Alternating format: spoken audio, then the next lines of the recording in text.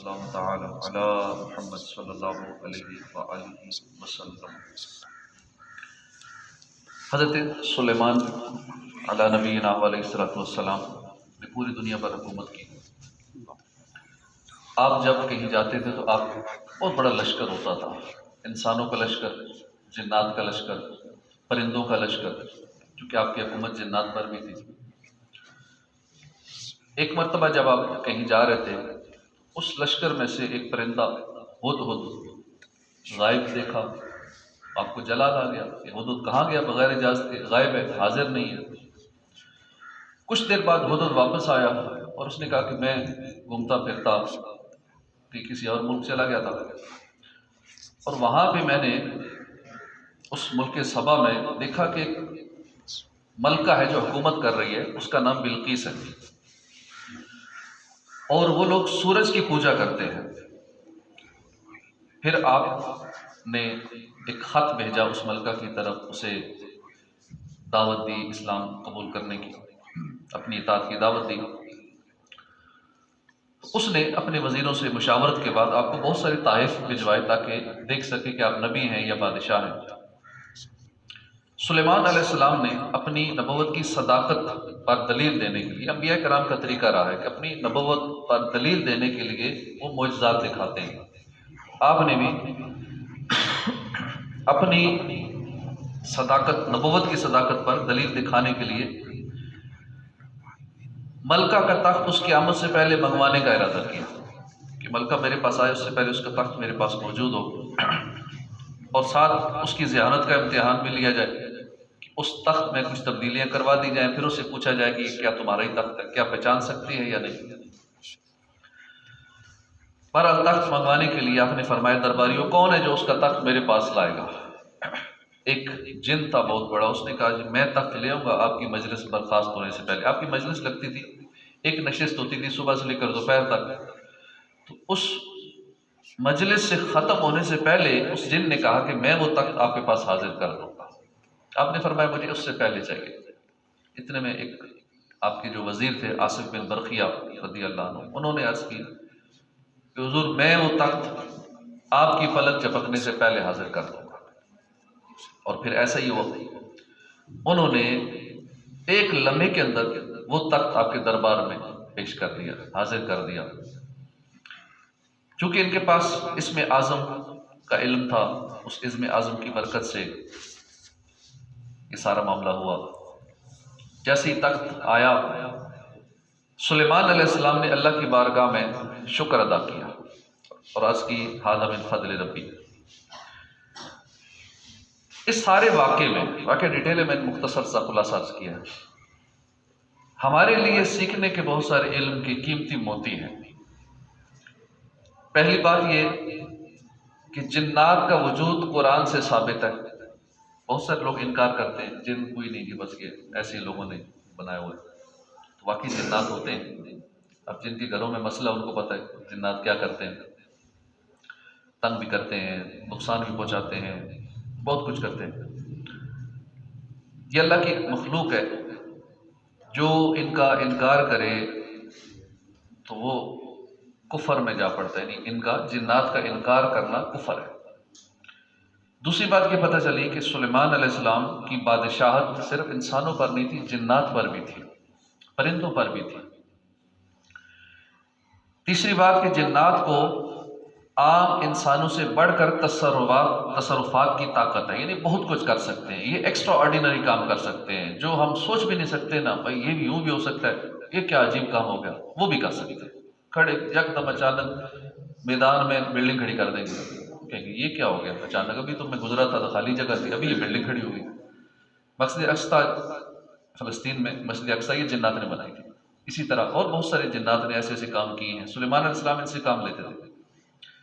تو جنات بہت بھاری وزن اٹھانا ہو، بلڈنگ بنانی ہو، کنواں کھودنا ہو، بورنگ کرنی ہو، یعنی اس کے علاوہ بھی بہت کچھ کر لیتے ہیں۔ اللہ نے ان کو طاقت دی ہے، اور انسانوں سے زیادہ تصرفات کی طاقت جنات کو دی ہے۔ چوتھی بات اس سے یہ پتہ چلی کہ علم و فضل والے مسلمان جو ہیں، ان کو اللہ پاک کی عطا سے جنات سے بھی زیادہ طاقت ہے ان کے پاس۔ اللہ کے جو ولی ہیں، اللہ والے ہیں، علم والے ہیں، ان کو اللہ پاک نے جنات سے بھی الگ، جنات کی طاقت کتنی ہم اس کا بھی اندازہ نہیں لگا سکتے، وہ کیا کیا کر لیتے ہیں، ٹنوں کا وزن ایسے اٹھا لیں گے اور نہ جانے کیا کیا کر دیں گے، بندے کو اٹھا کے چرپائی سے نیچے پٹک دیں گے، نظر بھی نہیں آئے گا مجھے کون پھینک رہا ہے، کیا ہو رہا ہے۔ اور عجیب و غریب سخت کام، ہارڈ کام، ناممکن کام، بڑے بڑے کئی مہینوں کے کام منٹوں میں کر دیں گے۔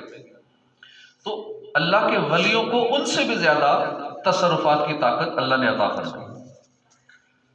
اب کتاب کا علم رکھنے والے جو یہاں قرآن میں بیان ہوا، آصف بن برقیہ ہیں، ان کے پاس کتاب کا علم تھا، اور کیسا انہوں نے کمال کیا کہ ایک لمحے میں اس تخت کو دوسرے ملک سے یہاں حاضر کر دیا۔ اب ان کے پاس کون سا علم تھا؟ کتاب کے علم سے مراد ہے لوح محفوظ کا علم، اسم اعظم کا علم۔ اور مزید یہ مدنی پھول سے پتہ چلا کہ صحیح مقصد کے لیے اپنے علم و فضل کے اظہار اور بیان کرنے میں حرج نہیں ہے۔ جب کوئی خاص مقصد ہو تو پھر کسی کو بتانے میں بھی میرے اندر یہ بھی صلاحیت ہے، بس کر بتانا پڑتا ہے کسی کو، تو یہ اس میں حرج نہیں ہے اگر کبھی کبھی اس کا اظہار کر دیا جائے تو اپنی خوبی کا، جیسے آصف بن برقیہ نے کیا، اپنی طاقت کا، قوت کا اور علم کا انہوں نے بیان کیا اور پھر کر کے دکھایا۔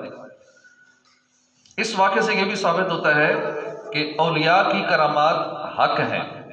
جو لوگ نہیں مانتے، کرامات کا انکار کرتے ہیں، ابھی بہت سارے کرامات کو نہیں مانتے، اولیاء کرام کے بارے میں بہت غلط باتیں کرتے ہیں، جیسے غوث پاک کا مہینہ شروع ہو گیا تو بہت ساری باتیں کریں گے غوث پاک کے بارے میں، تو ولیوں کے سردار ہیں نا، عام ولی کی شان نہیں پہچان سکتی، کیا شان اللہ نے عطا فرمائی۔ تو اولیاء کرام کی کرامات عقلی طور پر ممکن ہے اور نقلی دلائل سے ثابت ہیں۔ عقلی طور پر ممکن اس لیے ہے کہ ولی کرامت در حقیقت، یہ ولی کی جو کرامت ہے یہ اللہ کی قدرت سے ہوتی ہے، اور اللہ ہر شے پر قادر ہے۔ یہ الگ بات ہے کہ ہم کرامات سے متعلق قوانین قدرت کی تفصیل سے واقف نہیں ہیں، لیکن ہماری عدم واقفیت یہ کسی ممکن اور موجود شے کو ناممکن وغیرہ موجود نہیں کر سکتی۔ جیسے آج سے 1000 سال پہلے کا اگر بندہ زندہ ہو کے دیکھے دنیا کی حالت، 1000 سال پہلے دنیا کا کیا ماحول تھا اور اب کیا سلسلہ ہے، یہ لائٹنگ، یہ بجلی، یہ ہوائی جہازوں کا آسمان پہ اڑنا، حیران ہے جب ایک لوہے کی چیز ہوا میں اڑ رہی ہے، یہ تو بے ہوش ہی ہو جائے گا، دوبارہ ہی مر جائے گا، حالات دیکھے بھائی ہو کیا رہا ہے عجیب و غریب کا۔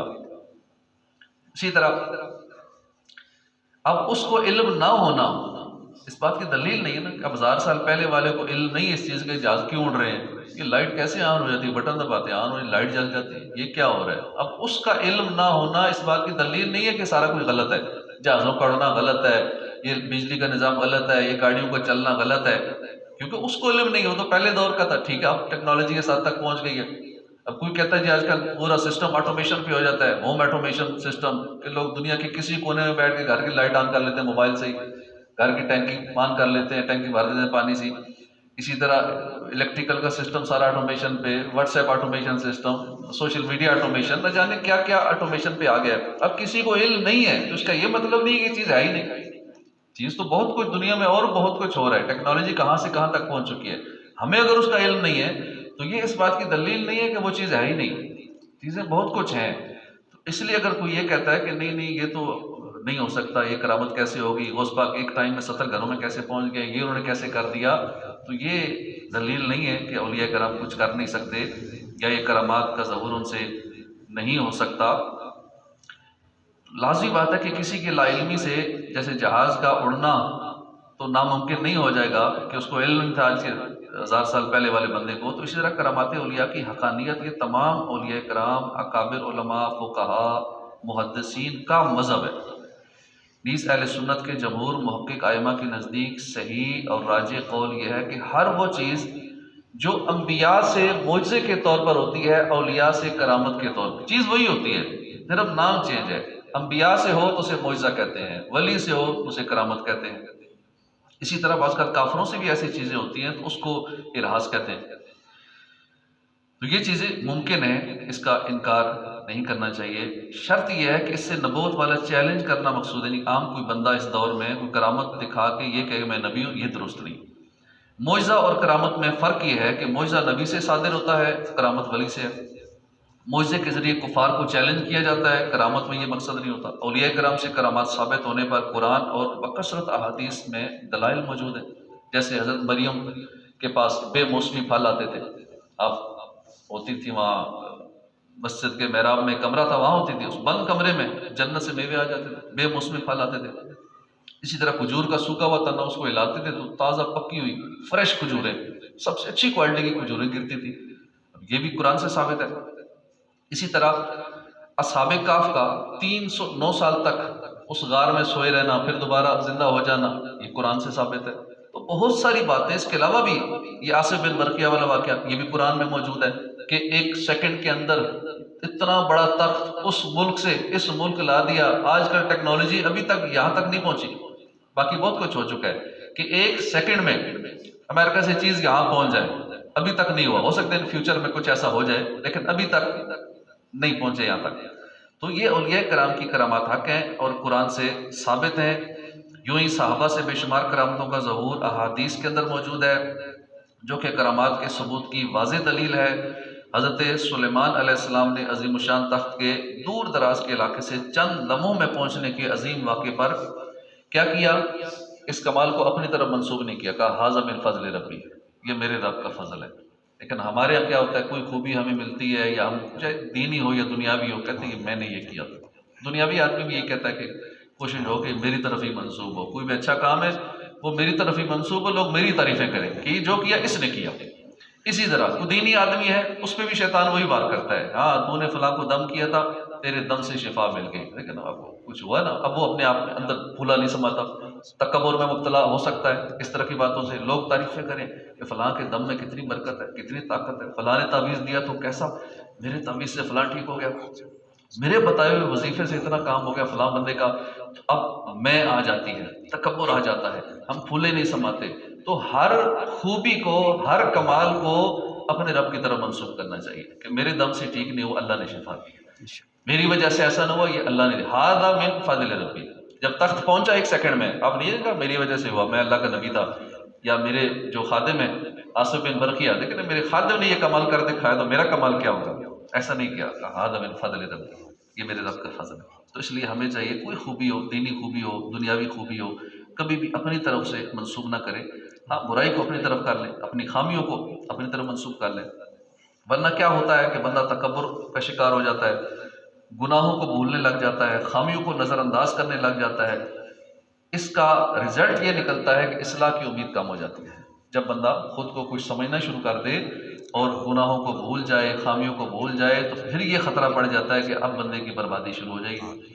اب نہ بندہ توبہ کرے کہ وہ تو خود کو اچھا سمجھ رہا ہے، گناہ گار تو سمجھ نہیں رہا، اپنے آپ کے اندر خوبیاں دیکھ رہا ہے کہ میں تو، خود پسندی کا شکار ہو جائے گا، اپنی عبادات اور نیک اعمال کو یاد رکھے گا، خوبیوں کو یاد رکھے گا، اس پہ اترائے گا، اللہ سے غافل ہو جائے گا، اللہ کی خفیہ تدبیر سے بے خوف ہو جائے گا، اخلاص سے دور ہو جائے گا، دوسروں سے تعریف کا طالب ہوگا کہ دنیا میری تعریف کرے، اور پھر وہ ریاکاری کی تباہ کاری میں جا پڑتا ہے۔ علامان والحفظ، قرآن، حدیث اور تاریخ میں انبیاء اور سلف صالحین کے حالات واقعات پڑھیں تو واضح طور پر معلوم ہوتا ہے کہ وہ کمالات جو ہیں فضائل کو عطائے خداوندی قرار دیتے تھے، اور بزرگان دین کا معمول تھا کہ کوئی بھی اگر کتاب بھی لکھتے تھے تو اس میں کوئی غلطیاں ہو جاتی تو اپنی طرف منسوب کرتے، اس کتاب میں جو خوبیاں ہوتی ہیں اسے اللہ کی طرف منسوب کرتے، یہ اللہ کا کرم ہے۔ اللہ پاک ہمیں عقائد درست رکھنے کی توفیق عطا فرمائے، بد مذہب سے بچائے، اولیاء کرام کی محبت نصیب فرمائے، اور جو بھی کوئی خوبی ہو اللہ کی طرف منسوب کریں، وہ خامی ہو اسے اپنی طرف منسوب کریں۔ اللہ تعالیٰ ہمیں قرآن کے علوم و انوار سے مالا مال فرمائے، آمین بجاہ نبی الامین صلی اللہ علیہ وسلم۔